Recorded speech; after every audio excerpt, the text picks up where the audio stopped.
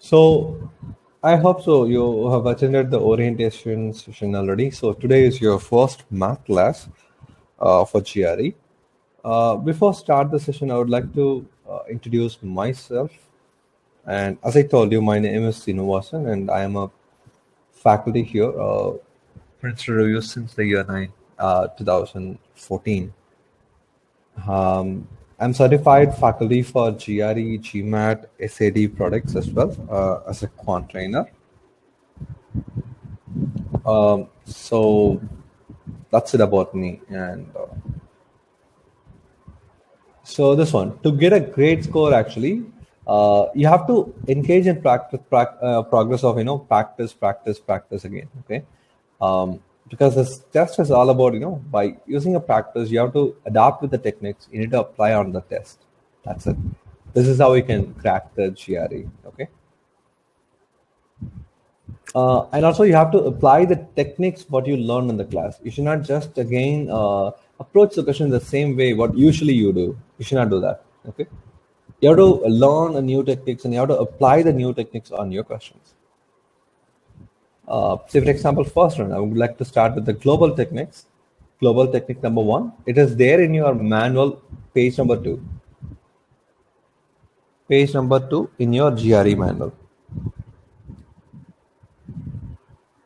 So global technique number 1. Take the easy test first. Meaning, if you have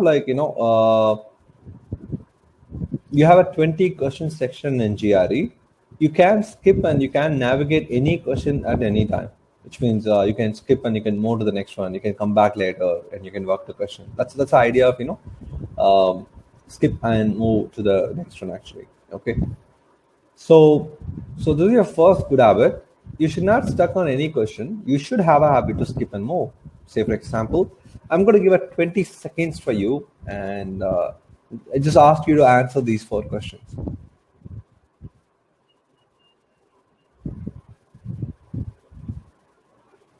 Just 20 seconds in these 4 questions.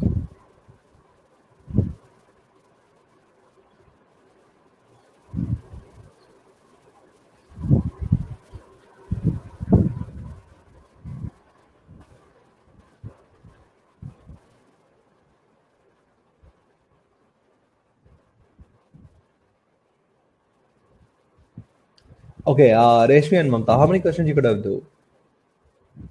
You could have done.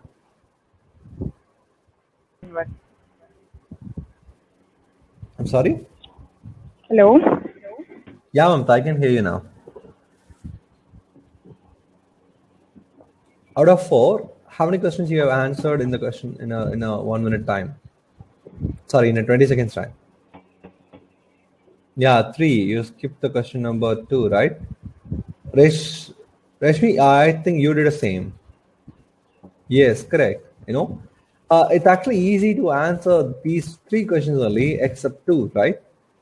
But in a GRE, you won't get all the question lists like this, okay? You can't see all the 4 questions like this. The questions are popped up on the screen like one by one. Say, for example, the question number 2, once it popped up, I should have a habit to immediately skip and move to the next one. That is the meaning of the first global technique, take the easy one first. Okay, same thing in the GRE also. Like if any question is hard, popped up on the screen, immediately skip and move to the next one. Focus only on easy questions first. Now we'll go to the next technique now. Number 2.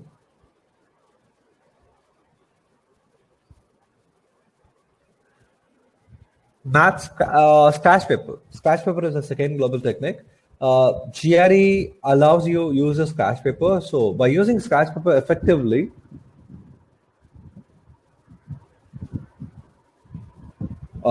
you can actually avoid the careless mistakes. Okay, definitely scratch paper is useful to avoid the careless mistake.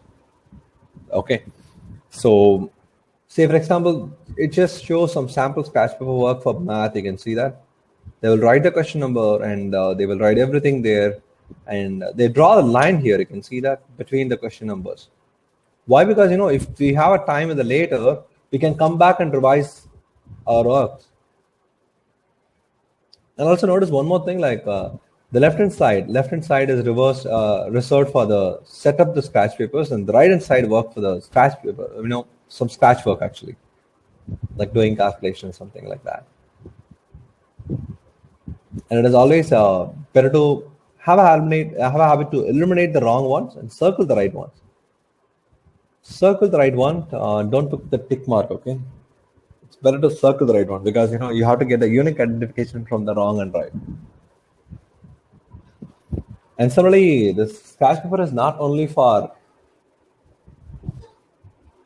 math, it's also for verbal too. You can see that. Look at this. This is the verbal scratch paper.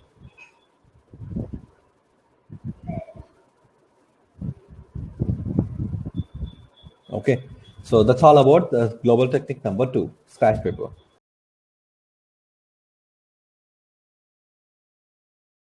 Yeah, so today's session is about sentence equivalence and text completion.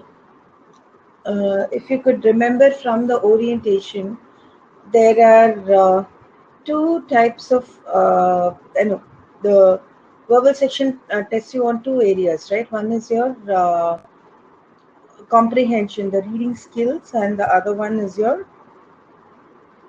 vocabulary skills, right? The first question there, stunning array of colors present in a word would. So, what is this blank talking about? Actually, it is talking about the palette, and so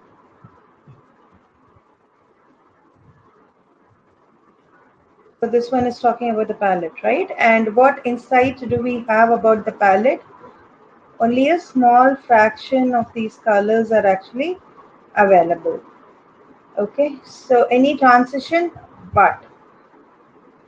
So what kind of palette it is? It is a large palette, right? What matches with this, people?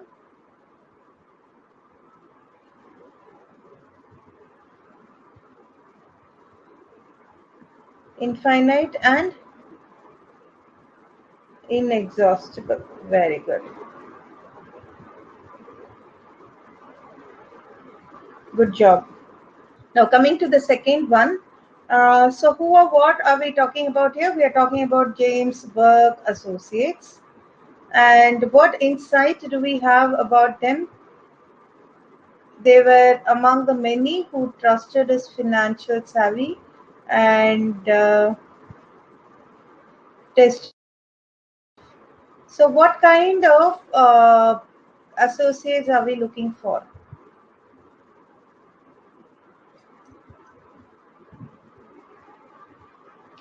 Loyal. Trusted. Very good. Good, good, good. So what matches with it?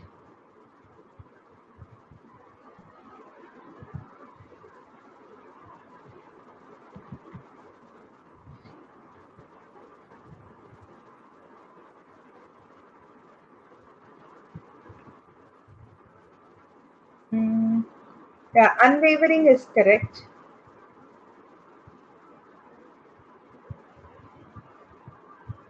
Anything else? Steadfast. Yes, steadfast means dependable, right? We just saw that. Komal, capricious is fickle-minded. Okay. What about cynical? What does cynical mean?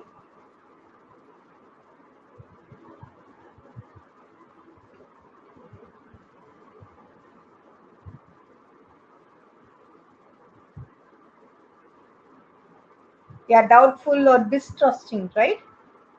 Just the opposite of what we are looking for. Yeah. Petty.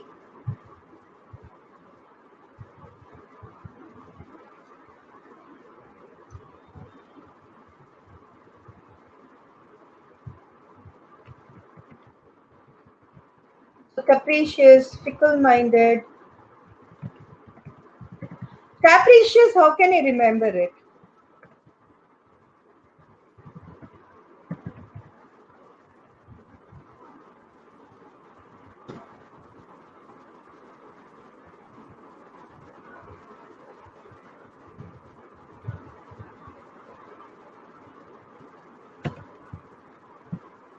whimsical, right? Wavering, fascinating. All these words have the same capricious. So capricious alone, I can remember it as